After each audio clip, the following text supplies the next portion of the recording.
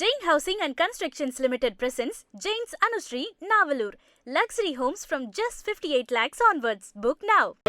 ஜனநாயகம் அதிகார விவகாரத்தில் திமுகவையும் எல்முருகனையும் இணைத்து பேசுவது சரியான அணுகுமுறை இல்லை.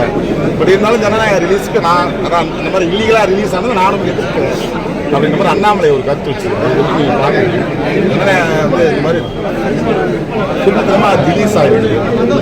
பார்க்குறீங்க பெரிய இந்திய சினிமா துறையே ஆதரிக்கின்ற ஒரு செயல். அதாவது யார்கிட்ட ஒரு படம் எடுத்தோடனே யார்கிட்ட இருக்கும் அந்த காப்பி கேட்டீங்கன்னா முதல்ல ப்ரொடியூசரோட நடிகர்கிட்டையோ நடிகர்கிட்டையோ வேற யார்கிட்டையும் இருக்காது.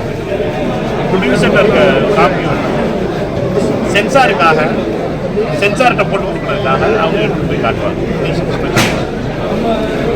சென்சார் நடக்கிற இடத்துல இதை காப்பி பண்ணி வச்சிருந்தாங்கன்னா அதை வந்து வச்சிருக்கலாம். இந்த ரெண்டு இடத்த தவிர வேற எங்கேயுமே இருக்கு. அப்படின்னா சென்சார் யார் கண்ட்ரோல்ல இருக்கு? மத்திய அரசுடைய கண்ட்ரோல்ல இருக்கு. படம் எடுத்த முதலாளி லீக் பண்ண போறது, யார் ப்ரொடியூசர் படம் எடுத்துக்காங்களோ அவங்க லீக் பண்ண போறது. ஆனால் இதை எடுத்த சென்சார் மூலமாக எடுத்த மத்திய அரசுடைய கையில் இருக்கு. மத்திய அரசு யார் கையில் இருக்கு? அமித்ஷாவோட கையில் இருக்கு. அமித்ஷாவை பொறுத்த மட்டும் இந்தியாவுடைய திரைத்துறையை மிரட்டுவதற்காகவும் திரைத்துறையிலிருந்து எந்த நடிகர்களும் எந்த ப்ரொடியூசரும் அவருடைய சித்தாந்தத்திற்கு எதிராக அவர்களுக்கு எதிரான எந்த ஒரு நிலையும் எடுக்கக்கூடாது அப்படிங்கிறது தான் அமித்ஷா திட்டம் போட்டு செய்த சதிதான். இதில் அமித்ஷா இன்வால்வ் ஆயிருக்காரு. அமித்ஷா இதோட இன்வால்மெண்ட் இல்லாமல் இது முருகன் லெவல்லாம் இல்லை. இது முருகன் லெவல்லாம் கிடையாது. எல்முருகெல்லாம் பாவம், அவரெல்லாம் அண்ணனெல்லாம் பாவம். அவருக்கு அவங்க வந்து வெறும் பிச்சர் சாப்பிட்டு டீ சாப்பிட்டு போகிற மந்திரியாத்தான் வச்சுருக்காங்க. அவருக்கெல்லாம் இவரோட அதிகாரம் கொடுத்தாங்க. அமித்ஷாவுடைய டைரக்ட் கண்ட்ரோலில் இதை பண்ணியிருக்காங்க. பண்ணது வந்து இந்திய சினிமா துறையை மிரட்டுவதற்காக பல இடங்கள்ல அவர்களுக்கு சாப்பிட அடிக்கக்கூடிய படங்களை எடுக்க வச்சு இந்திய படங்கள் வந்து இருக்கிறது. அதே போல அதை எதிர்த்து வேற ஏதாவது யாராவது எடுத்தாங்கன்னா இப்படி என்ன நடக்குங்கிறத காட்டுவதற்காக எச்சரிக்கை மணியாக ஜனநாயகத்துடைய திருட்டு டிகேஜிக்கு இதற்கு வந்து யாரு விசாரணை பண்ணாலும் சரி அதை வந்து போலீஸ் திருடன் ஒரு பக்கம் இருக்கு கிடையாது. ஏன்னு கேட்டீங்கன்னா இதை கிளிக் பண்ணது அமித்ஷா வந்து இதை செய்ய போற எந்த நீங்க என்கொயரி கட்டினாலும் சரி அது சிபிஐ என்கொயரிப்பாங்க. சிபிஐ எல்லாமே அமித்ஷா கையில் தான். அதனால இது மிகப்பெரிய விதத்தில் சினிமா துறையை கண்ட்ரோல் செய்வதற்கான ஒரு முறையாக நான் பார்க்கிறேன். இது அமித்ஷா அவரால் டைரக்டா செய்யணும். இதற்கு அண்ணாமலை சப்பக்கட்டு கட்டுறதுதான் விட்டுறணும். இவர் கண்டிக்கிறதுனால அந்த படம் நிற்க போறது. அண்ணாமலையை பொறுத்த மட்டும் தில்லு இருந்தா திராணி இருந்தால் அமித்ஷா தப்புன்னதை கேள்வி இருக்கு. இதுக்கு நான் கண்டிக்கிறேன், வருத்தப்படுறேன், இதெல்லாம் கணக்கு கிடையாது. மொத்த சினிமா துறை இந்தியாவில் இருக்க எல்லா சினிமா துறையும் ஒரே ஸ்ட்ரோக்கில் அவங்க வந்து கண்ட்ரோல் கொடுத்தாங்க. எந்த ப்ரொடியூசரும் யாரும் 500 ரூபா போட்டு 500 கோடி ரூபா படம் எடுத்தீங்கன்னா உன் படம் என்னைக்கு வேணாலும் நாங்கள் இதில் இருந்து சர்டிஃபிகேஷன்ல இருந்து ரிலீஸ் பண்ணிடுவோம், இல்லீகலாக ரிலீஸ் பண்ணிடுவோம். யூஎஸ்ல எல்லாரும் திருட்டு விட்டு வச்சு நீ பார்க்குறேன், அப்புறம் தேட்டரில் வந்து பார்க்குறேன் சொல்லக்கூடிய ஒரு பெரிய விஷயத்தை பண்ணியிருக்காங்க. இது உண்மையாக கண்டிக்கத்தக்கது. என்னை பொறுத்த மட்டும் அமித்ஷா செய்த மிகப்பெரிய சதி. அமித்ஷாவை பொறுத்தவரைக்கும் இது ஒரு அமித்ஷாவுடைய பேட்டர்ன். அமித்ஷா இப்படித்தான் செயல்படக்கூடியவர். ஏன்னா அமித்ஷாவை பொறுத்த மட்டும் மற்றவர்கள் எந்த ஒரு அநியாயத்தை பார்க்காம எவ்வளவு இதெல்லாம் கீழ்த்தரமானது அப்படின்லாம் யோசிக்க கூடாத ஒரு நபர் யாரு கேட்டால் அமித்ஷா அப்படிப்பட்ட செயலை செஞ்சிருக்காரு. விஜய்க்கு நேரடியாக விட்ட வந்து அது மிரட்டல் நினைக்கிறீங்களா? அவரை வந்து அவருடைய நிலையை குலைய வைக்கிறதுக்காக அவங்க பண்ண நிலையை குலைய வைக்கணும். அவரை பொறுத்த மட்டும் நீங்கள் வந்து ஒரு நடிகராக ஒரு நபருடைய படம் நாளைக்கு ரிலீஸ் பண்ண போயிரு வந்துடும் நினச்சிக்கிட்டு இந்த படத்தை திடீர்னு காலையில் ரிலீஸ் பண்ணி இந்தியா உலகம் ஃபுல்லாக ரிலீஸ் ஆகிருக்கு. வாட்ஸ்அப் ஃபார்வர்டில் இது வரைக்கும் 50 லட்சம் பேர் படம் பார்த்துட்டாங்க. திருட்டு வீட்டு பார்த்து நம்ம இது திருட்டி வந்து உடனே படம் பார்த்துருவாங்க. 50 லட்சம் பேர் இது வரைக்கும் பார்த்துருக்காங்க சொன்னாங்க. நான் ஒரு சினிமா துறையில் இருக்க சம்மந்தப்பட்ட நபர்களிடம் சர்டிஃபிகேஷனில் இருந்தவங்கள்ட்ட பேசிட்டு தான் சொல்லியிருக்கேன். நேரத்தை பற்றி நான் கருத்து சொல்கிறேன். எடுத்து இன்றைக்கி நான் 2000 பேர்கிட்ட பேசும்போது எனக்கு 2 இடத்துல தான் அது இருக்கும்.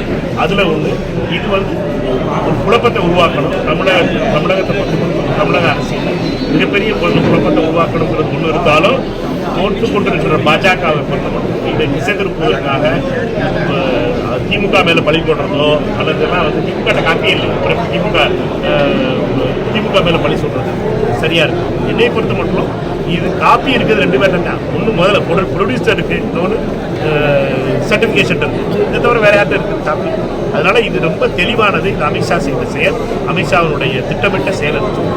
சாத்தூர் தொகுதியில் வந்து பாரதிய ஜனதா மாநில தலைவர் வந்து தொகுதி விட்டு தொகுதி வந்து போட்டிடுறாரு. அது எப்படி அவருக்கு வெற்றி வாய்ப்பாக இருக்குன்னு பார்க்குறீங்களா, இல்லை உங்களோட அபிப்பிராயம்? அவர் திருநெல்வேலியில் அண்ணன் நயனா நாகேந்திரன் தனிப்பட்ட முறையில் நல்ல மனுஷன். அவரை பொறுத்த மட்டும் தனிப்பட்ட விதத்தில் அவர் வந்து எனக்கு எந்த ஒரு நான் சார்ந்திருக்க கட்சி பாஜக. அவர் முதல்ல அதிமுக காரராக இருக்க வரைக்கும் ஒரு பிரச்சனையில் இருந்தது. அவரை பொறுத்த மட்டும் அதிமுக காரரை பொறுத்த மட்டும் அதிமுக துண்டை மாற்றிட்டு அவர் பாஜக துண்டை மாற்றி இப்போ மாற்றி 2016-17 சேர்ந்தார் அந்த கட்சி. அவரை கொண்டு வந்து திருநெல்வேலியில் எம்எல்ஏ வந்தவரை இங்கே வந்து பண்ணுறாங்க. திருநெல்வேலி அல்வாவை சாத்தூரில் விற்கிறதுக்காக அனுப்பி வச்சுருக்காங்க. என்னை பொறுத்த மட்டும் சாத்தூரை பொறுத்த மட்டும் சாத்தூரில் மதக்கலவரத்தை உருவாக்கணும், சாத்தூரில் பிரிவினையை உருவாக்கணும், சாத்தூரில் வந்து பணத்தை வச்சு ஜெயிச்சிடலாம், சாத்தூரில் பணம் கொடுத்தோம்னா 3000 ரூபா ஓட்டு பணம் கொடுத்தோம்னா ஜெயிச்சிடலாம்ங்கிற நினைப்போட பாஜகவுடைய வேட்பாளர் இருக்கிறார். சாத்தூர் மக்கள் பணத்தை அவருடைய இதில் அமித்ஷாவுடைய பணத்தை வாங்கிக்கிட்டு அவருக்கு எதிர்ப்பாக ஓட்டு போடணும். சாத்தூரில் அவருடைய தோல்வி என்பது சாத்தூருடைய அமைதிக்கு நல்லது, சாத்தூருடைய வளர்ச்சிக்கு நல்லது. தொடர்ந்து இப்போ இன்னைக்கு அண்ணாமலை பிரச்சாரம் பண்ணுறாங்க. நாளைக்கு அகில இந்திய தலைவர் நாளைக்கு இங்கே பிரச்சாரத்துக்கு வராங்க. தொடர்ந்து தலைவர்கள் வருகையில் பாஜகவுக்கு வெற்றி வாய்ப்பு நினைக்கிறீங்க? அவங்க தொடர்ந்து வந்துட்டு இருக்கிறாங்க. அதனால ஏதாவது பாதிப்பு அதாவது மக்களுடைய எதிர்பார்ப்பு கூடும் நேரத்தில் இதோடைய விளைவுகள் எப்படி நினைக்கிறீங்க? இவர்கள் வந்து சொல்ல போதுலாம் என்னன்னா வளர்ச்சி வரும், சாத்தூருடைய வளர்ச்சியில் அது வந்துடும், நாங்கள் இதை கொண்டு வந்துடுவோம், சிங்கப்பூர் ஆக்கிடுவோம், சேட்டலைட் டவுன் ஆக்கிடுவோம், நாங்கள் வந்து தொழிலில் பட்டாசு தொழிலில் காப்பாற்றிடுவோம், தீப்பெட்டி தொழிலை பெருசாக பண்ணிடுவோம், இந்த கதையெல்லாம் சொல்ல போகிறாங்க. அதெல்லாம் போய் அவருடைய பொறுத்த மட்டும் சாத்தூரை பொறுத்த மட்டும் அவருடைய அஜெண்டா என்பது இங்கே ஒரு கம்யூனல் டென்ஷனை உருவாக்கணும், மத வாரியான ஜாதி வாரியான பிரச்சனைகளை உருவாக்கணும் என்பதற்காக தான் அவர்களுக்கு பண்ணுறாங்க. அவர்கள் ஜெயிப்பதற்காக நயனார் நாகேந்திரன் போன்ற ஒரு முகத்தை காட்டி பணத்தை செலவழித்து ஜெயிக்க நினைக்கிறாங்க. விருதுநகர் மாவட்டத்தில் இதுவரைக்கும் பாஜக எந்த தொகுதியிலும் ஜெயிச்சதே கிடையாது. பாஜக தொகுதி சட்டமன்ற உறுப்பினர்களே இருந்தது கிடையாது. அதனால பாஜக சட்டமன்ற உறுப்பினர் உருவாக்குறதுக்காக எல்லா பாடுபடுறாங்க. அதில் சாத்தூர் ஏமாந்து விடக்கூடாது. என்னை பொறுத்த மட்டும் சாத்தூர் மக்கள் மீது மிகுந்த நம்பிக்கை உள்ளவர். சாத்தூர் மக்கள் அவசியம் பாஜகவை தோற்கடிப்பார்கள் என்ற நம்பிக்கை எனக்கு முழுமையாக பாஜக போட்டியிடுது. ஆனால் தமிழ்நாடு ஃபுல்லாக வந்து பாஜக வந்து தொகுதியில் போட்டியிடும் போது வட மாநிலங்களில் வந்து மினிஸ்டர்களோ பொறுப்பாளர்கள் வந்து ஹிந்தியிலேயே ஓட்டு கேட்குறாங்க அப்படிங்கிற மாதிரி ஒரு குற்றச்சாட்டு. அது பாஜக அவருடைய டிஎன்ஏ பிரச்சனை. பாஜக அவருடைய டிஎன்ஏ பிரச்சனை என்னன்னா இங்கே வந்து புரியாத மொழியில் உங்கள்கிட்ட ஓட்டு கேட்கணும். உங்கள் சாத்தூர் மக்களை கேவலப்படுத்தணும். நம்மளுக்கு தெரியாத மொழியில் தெரியாத பாஷையை பேசணும். அவர்களை பொறுத்த மட்டும் இதுதான் அவருடைய அகங்காரத்தினுடைய பிரச்சனை. இதுதான் ஆர்எஸ்எஸ்னுடைய வன்மம்.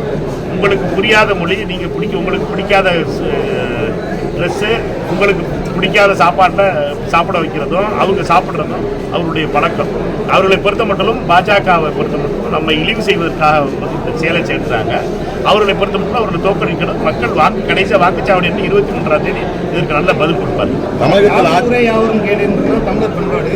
அதே மாதிரி நிறைய பெரிய தலைவர்களே ஒவ்வொரு தொழிலும் மாற்றி தான் வந்து ஜெயிக்கிறாங்க. சாத்தூர் இது வரைக்கும் வெளியூர் வேட்பாளர்கள் தான் ஜெயிச்சிருக்காங்க, உள்ளூர் வேட்பாளர்கள் ஜெயிச்சிருக்காங்க.